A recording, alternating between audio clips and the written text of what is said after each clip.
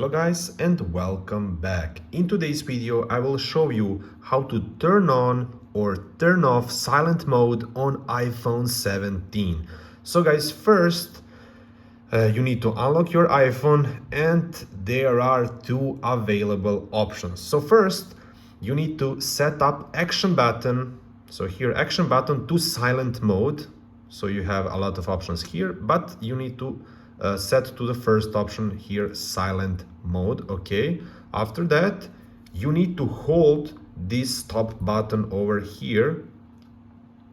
You just need to hold, and as you can see guys, silent mode is on. When you want to turn it off, you just again need to hold it for only 2 seconds.